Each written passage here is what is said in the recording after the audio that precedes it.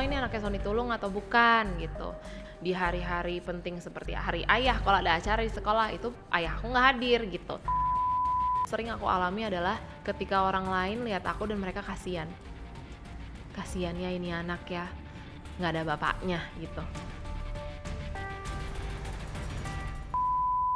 Halo sahabat Super Youth, nama aku Casey Rebecca Tulung. Saat ini aku adalah seorang content creator yang juga bergerak di bidang pendidikan, dan inilah ceritaku.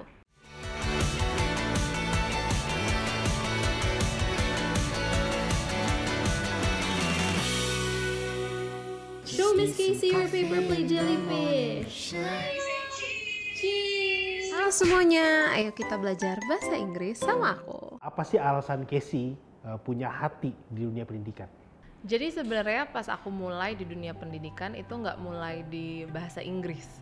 Aku itu terjun ke dunia pendidikan anak usia dini dengan latar belakang aku yang sebenarnya ilmu komunikasi. Jadi aku mengambil ilmu komunikasi itu sebenarnya karena aku nggak tahu mau jadi apa di saat pilih kuliahan dan jurusan. Aku nggak tahu arah aku mau kemana. Tapi ketika pandemi COVID 2020, karena mama aku seorang guru TK, jadi aku ngeliat mama itu ngajar online di rumah, dan aku melihat itu sebagai peluang, kayaknya mungkin bisa nih aku ngajar TK juga. Terus aku keterima di salah satu sekolah internasional, dan salah satu alasan aku keterima walaupun gak ada pengalaman sebelumnya itu gara-gara aku bisa bahasa Inggris. Setelah itu aku posting konten aku mengajar anak kecil, kan masih online tuh. Jadi aku rekam diri aku sebenarnya buat evaluasi, karena sebelumnya aku belum pernah ngajar kan. Jadi aku rekam diri aku sendiri. Terus aku posting di Instagram awalnya, di story doang, cuma 15 detik waktu itu. Setelah itu teman aku tuh DM, dia reply, dia bilang, Casey kenapa nggak di-post di TikTok? Di saat itu aku belum download aplikasinya, username aku masih user digit-digit gitu, dan aku posting aja. Nah, puji Tuhan pas aku posting pertama kali itu viewsnya langsung 500.000. Setelah itu aku langsung posting, rajin posting, terus banyak yang bertanya, juga ngajar untuk orang dewasa nggak bahasa Inggris gitu. Terus aku lihat, oh oke, kita coba deh. Tapi Casey itu dari kecil itu seorang yang seperti apa sih? Aku itu lahir, jadi banyak yang tahu mungkin nama aku Casey Rebecca Tulung, dan pertama kali pas aku posting dan nama aku udah aku taruh di situ, di TikTok, di Instagram, banyak yang DM mungkin, oh ini anaknya Sony Tulung atau bukan gitu. Karena kayaknya namanya sama kayak presenter TV zaman dulu gitu. Nah aku bilang iya itu papa aku. Jadi mungkin ada bakat untuk bisa public speaking sama percaya diri di depan kamera, itu mungkin banyak dari papa.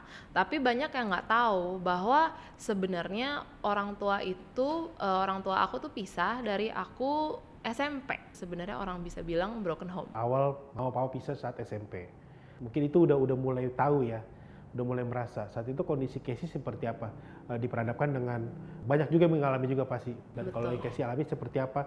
Papa mama harus pisah saat itu.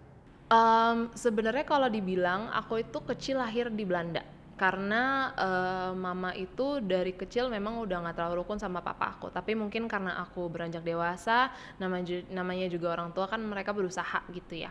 Dan aku anak tunggal, fun fact by the way. Jadi yang banyak aku alami adalah ketika akhirnya orang tua aku memutuskan untuk berpisah pas aku SMP kelas 2. Itu banyak perasaan yang mungkin aku nggak ngerti di saat itu, seperti perasaan kesepian, perasaan bingung, perasaan oh kok sepertinya nggak ada yang tuntun aku nih, karena peran di hidup aku ketika aku muda itu kan dominannya mama. Jadi peran seorang ayah, figur seorang bapak tuh absen gitu. Karena pas aku kecil pun papa kan sibuk syuting, sibuk kerja, keluar kota, jadi jarang di rumah. Jadi yang membesarkan aku banyak itu mama gitu. Jadi perasaan yang aku rasa mungkin kenapa ya aku beda dari teman-teman aku gitu. Pastinya sih sepi karena aku anak tunggal. Pertanyaan, kenapa keluarga aku di hari-hari penting seperti hari ayah, kalau ada acara di sekolah itu ayah aku nggak hadir gitu.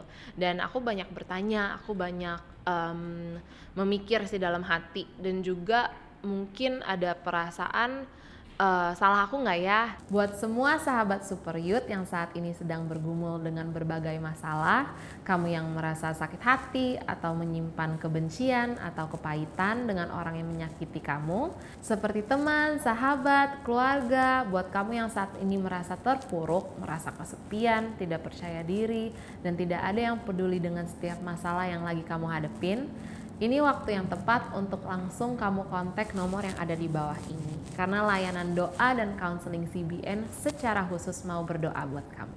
Kesulitan anak broken home yang kamu alami itu yang gak enakin di kamunya apa tuh? Yang gak enak? Banyak. Karena ketika aku beranjak dewasa, ketika aku meluaskan pergaulan, menambah pertemanan, selalu ditanyain papa di mana gitu. Dan untuk usia aku saat itu mungkin aku banyak mikir juga sih, ini kehidupan aku ke depannya gimana ya. Aku menjadi seseorang yang sangat kesepian dan sangat cemas.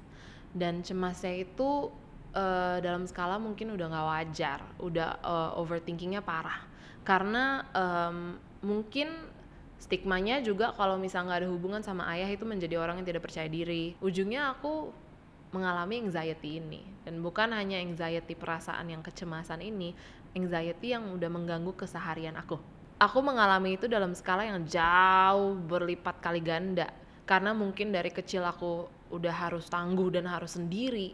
Jadi coping mechanism itu aku nggak pernah benar-benar mencerna perasaan aku dengan pelan-pelan, checking in on myself gitu, are you okay? Hanya dilewati aja kehidupan. Kenyataannya kehidupan kita nggak selalu sesuai apa yang kita rencanakan ya. Ketika aku besar di sekolah atau dengan teman-teman yang mayoritas kebanyakan keluarganya utuh, aku harus menjelaskan banyak tentang case aku sendiri. Jadi mungkin dimana aku hanya tinggal sama mama, aku harus janjian ketemu papa, itu hal-hal yang mungkin kan asing untuk orang lain. Dan aku sangat berjuang dengan itu. Dan yang paling penting adalah, yang sering aku alami adalah ketika orang lain lihat aku dan mereka kasihan ya ini anak ya, gak ada bapaknya gitu. Tapi padahal aku merasa aku gak apa-apa kok gitu, tapi kenapa dikasihanin gitu. Bagaimana Casey juga mengasihi papa Casey yang awal mungkin kecil harus berpisah, dan bagaimana Casey tetap mengasihi papa? Untuk mengasihi is one thing, untuk memaafkan itu another thing. Satu hal yang Tuhan ajarkan kepada aku adalah sejahat-jahatnya siapapun di hidupmu gak pernah punya hak untuk tidak memaafkan, tidak punya hak untuk keji, untuk kepahitan. Karena aku pun sendiri bukan manusia yang sempurna, aku banyak salahnya. Jangan pikir bahwa karena aku dibesarkan dengan keluarga broken home, aku banyak pelajaran dan aku tidak melakukan kesalahan. Kesalahan aku malahan banyak. Kalau misalnya teman-teman riset di jurnal-jurnal pendidikan atau jurnal-jurnal medis, kebanyakan dari komunitas LGBTQ itu datang dari keluarga yang broken home. Jadi banyak hal yang aku pelajari yang trial and error karena tidak adanya bapak di situ di hidup aku. Tapi karena ada Bapa di surga, setiap kali aku mau marah misalnya ke papa aku, "Pak, kenapa sih dulu nggak bisa di rumah aja?" gitu. Lah Tuhan ujungnya membuktikan, membuka juga pesan Tuhan kepada aku, "Lah, papa kamu kan juga manusia. Makanya jangan bersandar kepada manusia, bersandar ke Tuhan." Ada satu podcast yang aku lakuin sama papa, ada di YouTube. Di situ papa tanya, "Pesan Casey untuk papa apa?" Terus aku sharing sedikit ke dia. Terus ujungnya dia nangis. Jadi membayangkan laki-laki yang gagah biasa di TV, tonton gitu kan, tiba-tiba dia cengeng. Yang lebih penting aku berdoa biar lewat hidup papa tuh orang bisa ngelihat karya Tuhan di hidup papa. Wow, that's so deep. Iya, dalamnya lumayan.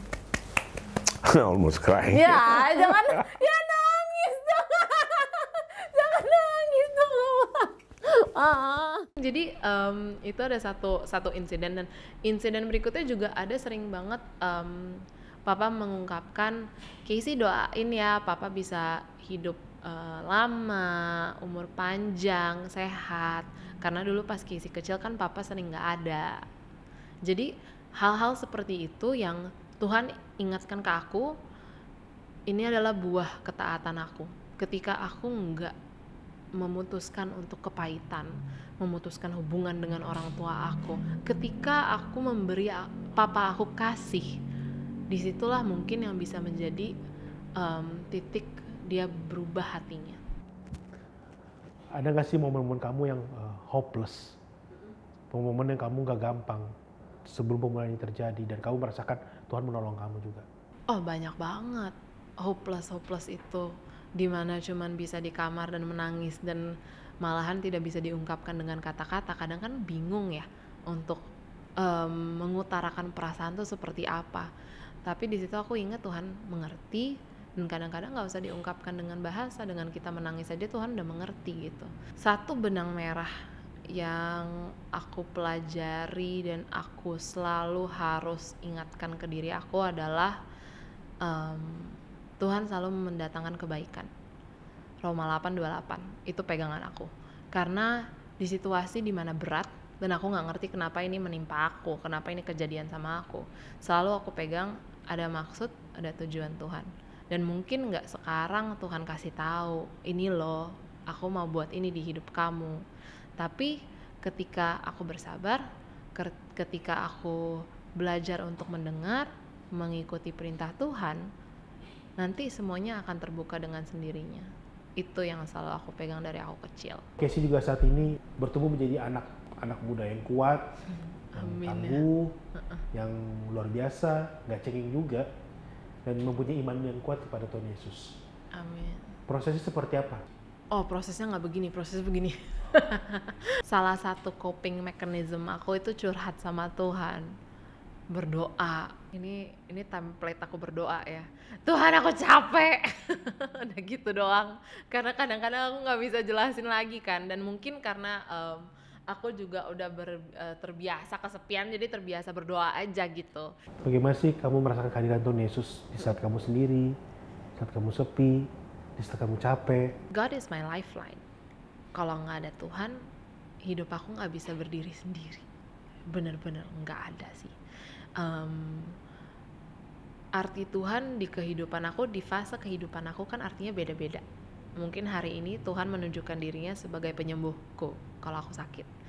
Tuhan mungkin hari ini menunjukkan kasih-Nya sebagai Tuhan yang menyediakan semua keperluan aku. Tapi dari semua fase dan episode hidup aku yang aku bisa rangkum, ya segalanya adalah Tuhan, Kak. Karena nggak ada lagi yang bisa aku pegang selain Tuhan. Ketika sekalipun aku menaruh kepercayaan atau mengandalkan kekuatan aku sendiri atau kekuatan orang lain, pasti ada kecewanya, pasti ada kegagalannya tersendiri. Tapi kalau misalnya aku mengandalkan Tuhan, Tuhan itu adalah andalan aku, itu arti Tuhan di hidup aku. Casey, boleh kamu mungkin kasih ungkapan terima kasih kamu sama papa, mama kamu yang berjuang buat kamu, yang kamu tahu kamu mengalami ini, tapi kamu bersyukur dengan papa dan mama kamu, kebaikannya di hidup kamu. Apa yang mau kamu ungkapkan, mungkin kamu bisa mikir. Waduh.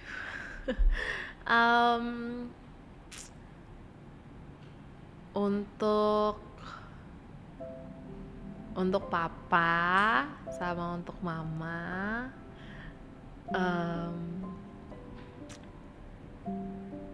I hope you know, sampai sekarang I love you very much. Nggak ada setitik pun kecewa atau benci di hatiku untuk kalian. Sampai nanti pun all I want is for you to be happy, for you to enjoy your life. Dan aku sebenarnya lebih excited lagi untuk melihat pekerjaan tangan Tuhan di kehidupan mama sama papa nanti seperti apa. Karena aku percaya Tuhan juga bisa menggunakan mama papa dan cerita kisah hidup mama papa untuk memberkati banyak orang.